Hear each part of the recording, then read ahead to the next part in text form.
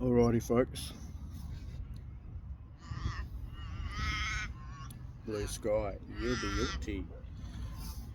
This is what's happening on the sitting Pelican, right? A bit of a boat's work briefing video or task priority locked in.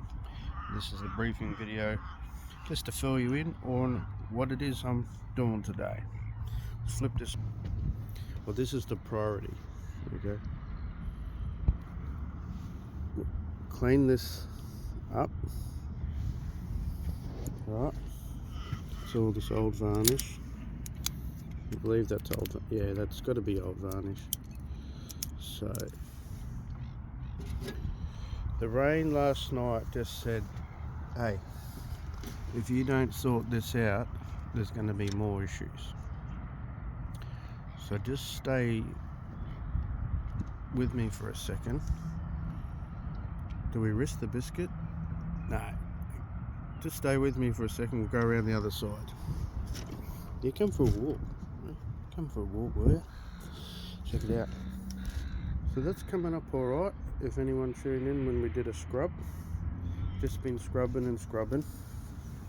And do I release the secret solution? Not yet. Not yet. I'll do that when it's finished. So we've got some leaks here. Right. This isn't too bad because this is going to the engine bay bilge or engine well bilge. There'll be someone out there who'll say, that's not what you call it, that's incorrect boat grammar. Okay, that's alright, you keep drawing boats and I'll fix them. How about that?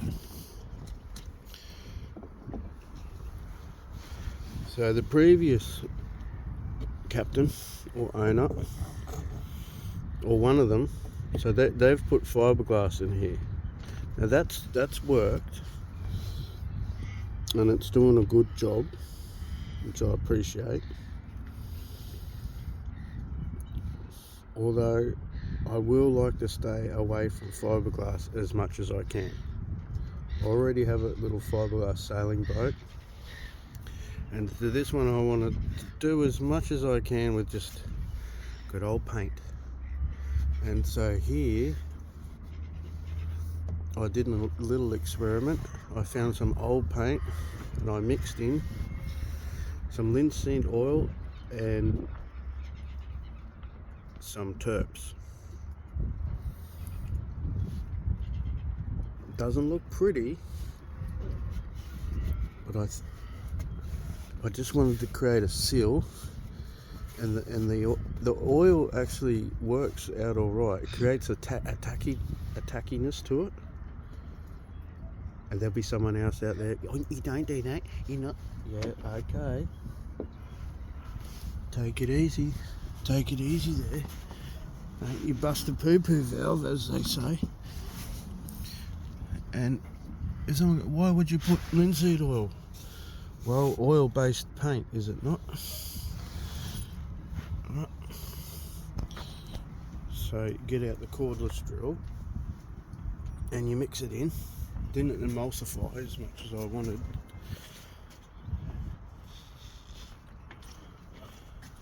And I've got a feeling if I didn't do that, see how that water's sitting there? That would have just seeped through, because in there was previous water. So thanks for following me around. I appreciate you. Now, this is what we've got to get done as much as we can here today. Okay.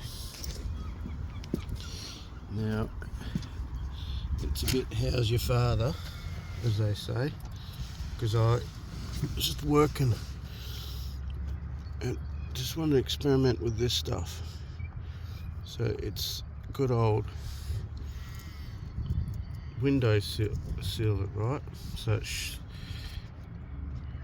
it should cure up a bit like a putty.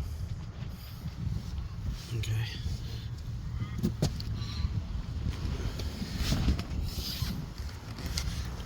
would you believe it that I actually did this on purpose? Okay. Because here's why. If this slapped in together the way I've done it, indicated any type of sealing, then it would give me an idea, okay, we do it properly, it's going to work. If that makes sense. Okay, so just slap on a bit. Alright, that'll do. Let's see if that worked. So it did. And what was occurring last night, I believe, is that the water was tracking in. Can you see in under there? It's funny how water works, right? So it's tracking in under that, and then getting in there, and then running in behind this big goop, and potentially there as well. So, but before it was leaking, so it was just concentrating a leak there. There's no leaking anywhere along here at all, which was pretty interesting, right? But we're getting leaks on the inside. There you go. There's a point in there, and it looks like it's running in there.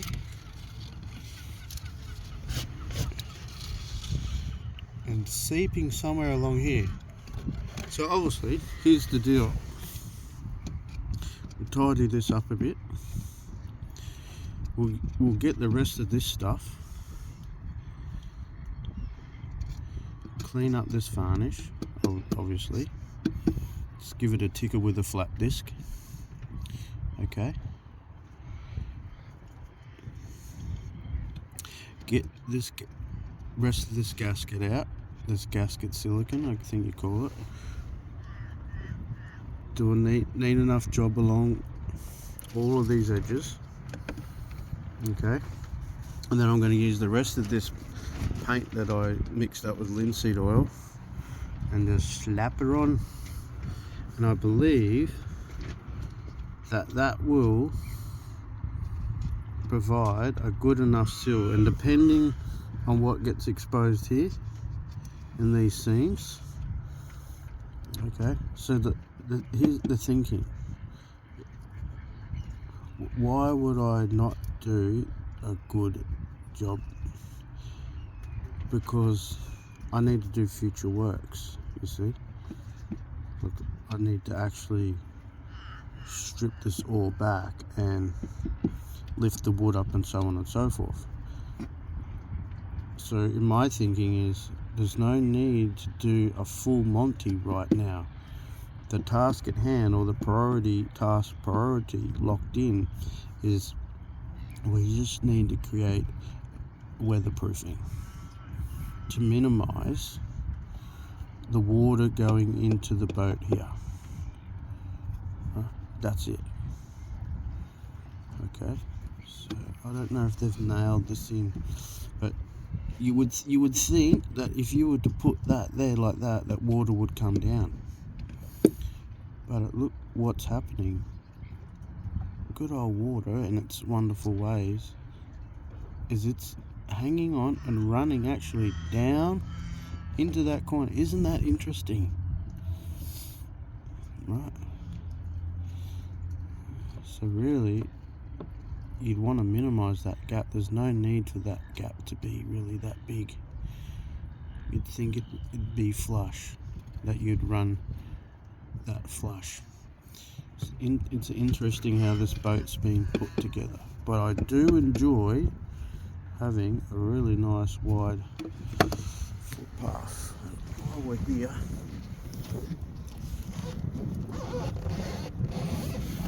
Oh boy, swelling out. Oh yeah, that's cool. Good old copper nails. There you go. Whee! Windows down there. So I'm wondering if we're getting an issue here. But I tell you, no, that's below. That's below. So That's an external. That's external.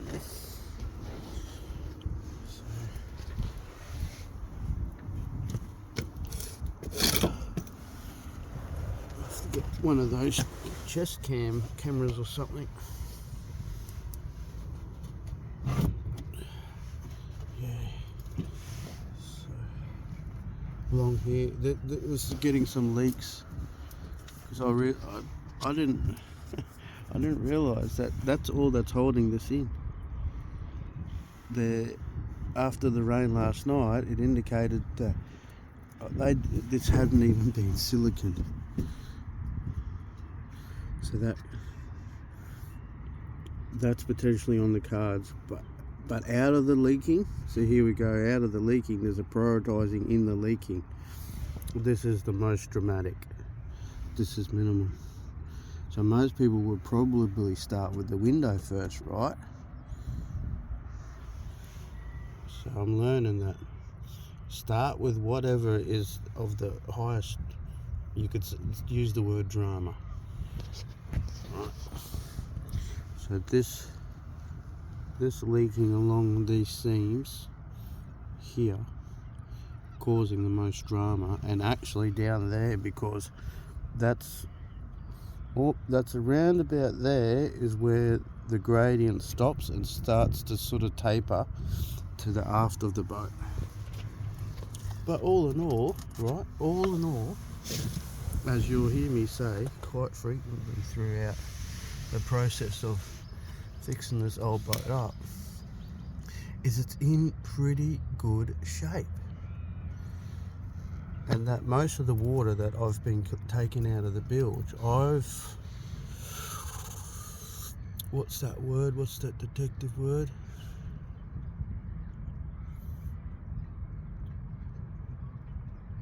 Oh, it's not coming to mind right now. Oh, it was there, conduced. Well, basically, there's a fancy word. If you know the fancy word, it means concluded on the gathering of data to provide an answer. See, big sentence, there's one word that means all of that. That majority of the water that's been in the bilge is actually just come from rain over the, I guess I found out 2.5, 3 years this boat's just been sitting here in the marina. Right, so that's the task at hand. It's enough waffling. Get this wood up,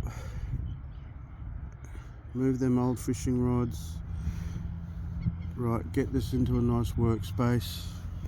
We may be blessed with the window weather. Pray to the mountain gods. And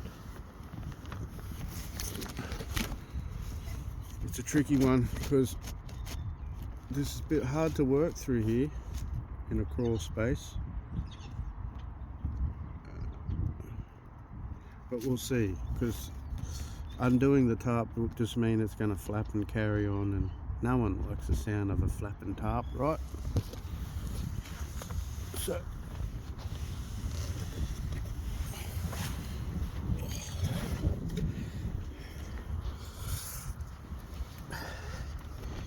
I'll sign out.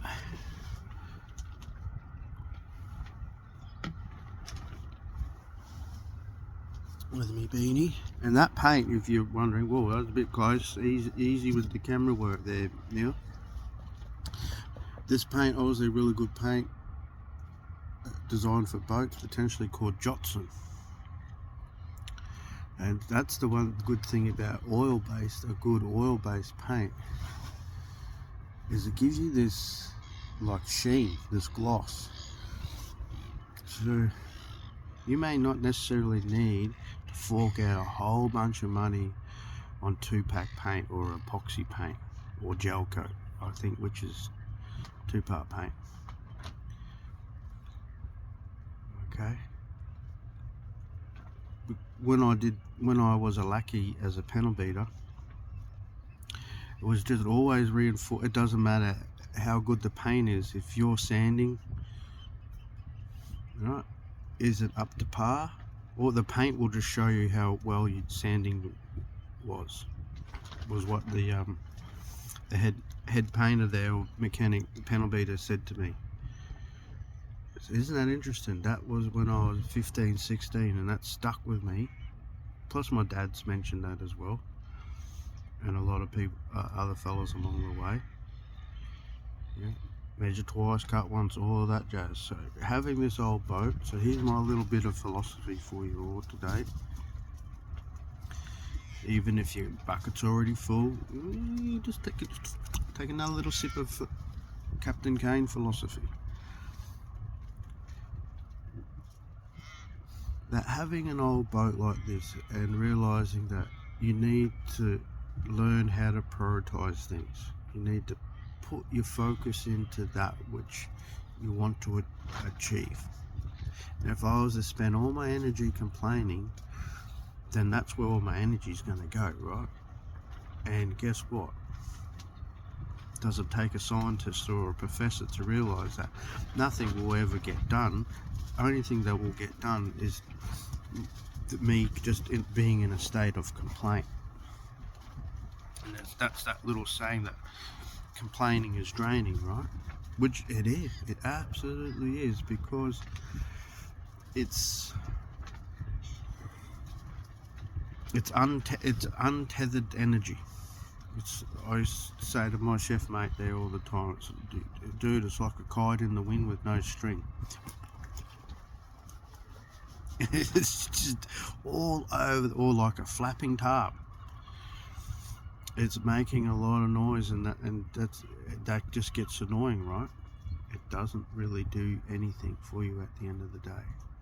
So having this old boat, I'm actually enjoying it. And yeah, the swear words come out. Believe you me, right? It does get frustrating, and that may get caught on camera sooner or later. Okay, I'm not here to give you some type of false production. At the moment, it's just I've been in a good mood, and when I'm not filming, they're the moments when I've been in a bit of a huff and puff. Okay.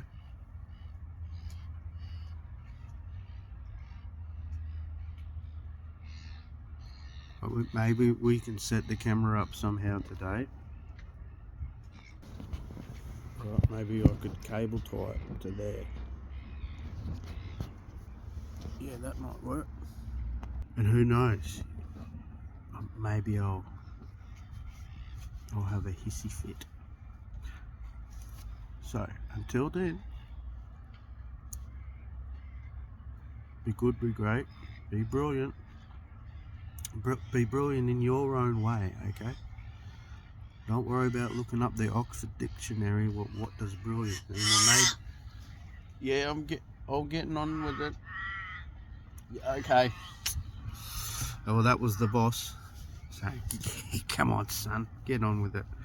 So, right, be good, be brilliant, be the best you can. Do what you can with what you have to lead you to the outcomes that you'd rather have in your life.